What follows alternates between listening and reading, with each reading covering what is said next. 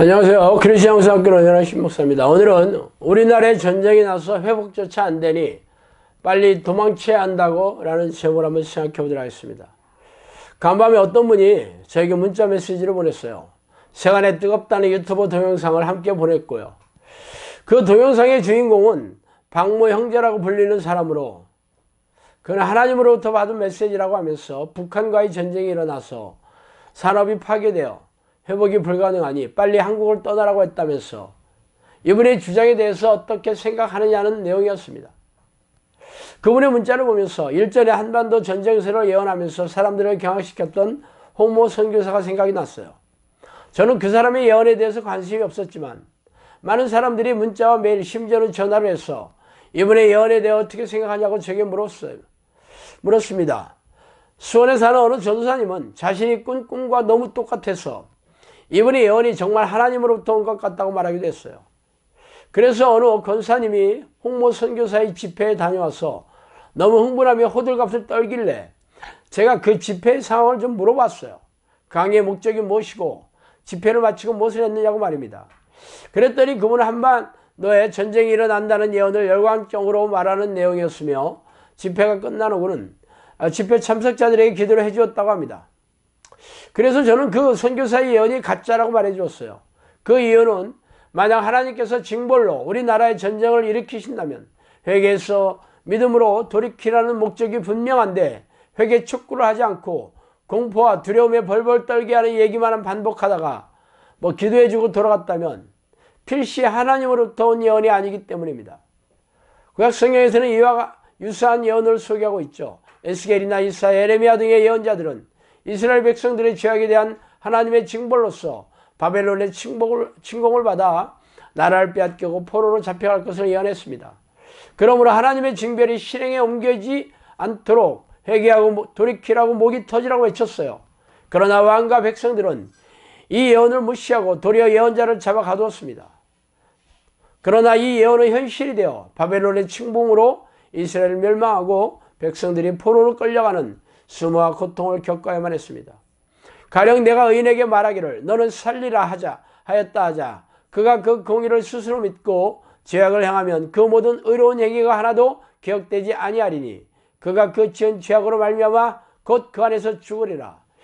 가령 내가 악인에게 말하기를 너는 죽으리라 하였다 하자 그가 돌이켜 자기의 죄에서 떠나서 정의와 공의로 행하며 저작물을 도로 주며 강탈한 물건을 돌려보내고 생명의 윤례를 지켜 행하며 죄악을 범하지 아니하면 그가 반드시 살고 죽지 아니할 것이니라. 에스겔 33장 13절에서 15절 말씀이에요. 세상 사람들을 다스리는 하나님의 원칙은 왜 에스겔 말씀과 같습니다. 의인이라도 범죄하고 회개하지 않으면 지옥불에 던져질 것이고 악인이라도 회개하고 죄에서 돌이키면 반드시 살고 죽지 않는다고 말입니다. 그렇다면 박모 형제가 말한 예언이 하나님의 원칙과 같습니까? 그는 하나님의 징벌로 북한이 전쟁을 일으켜서 회복조차 안 되니 빨리 이 땅을 떠나야 한다고 말했다는 것을 살펴보세요. 그렇다면 하나님의 목적은 악인들을 징벌하시는 것에 초점이 맞춰져 있지 회개시켜서 죄악에서 돌이키게 하여 천국에 같이 살고 싶어하는 목적이 아닙니다. 그러므로 성경에서 밝히신 하나님의 원칙으로부터 보면 이 예언은 하나님으로부터 온 말씀이 아닐 것입니다.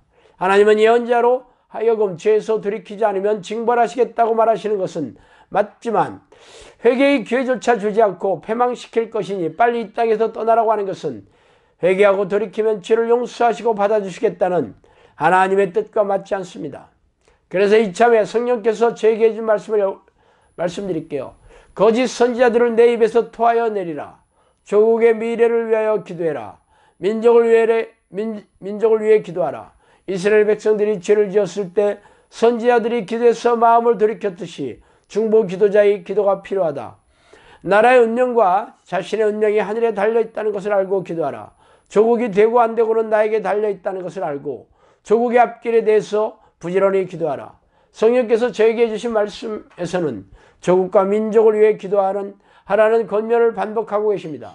물론 성경의 예언한 대로 종말이 가까울수록 전쟁이 일어나는 일은 있겠지만 회개 촉구가 목적이 아닌 공포와 두려움에 질려서 이 땅에서 도망치라는 권면은 하나님의 본래의 의도에서 벗어나 있습니다.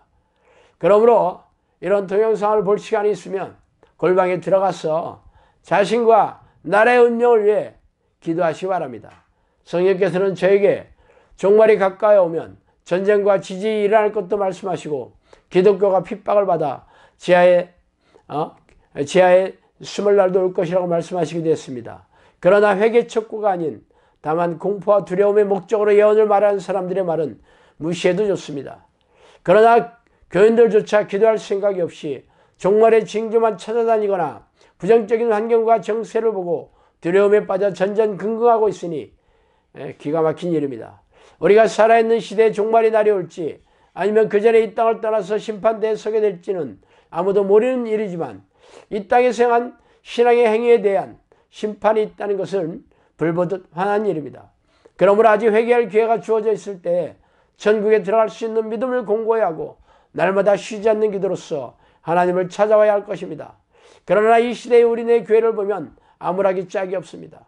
그러므로 당신과 당신의 가족의 영혼이라도 살리고 싶다면 공포와 두려움에 떨게 하는 근거 없는 예언에 귀를 기울이지 말고 골방에 들어가서 하나님의 이름을 부르며 성령의 내주를 간구하는 기도의 습관을 들여야 할 것입니다.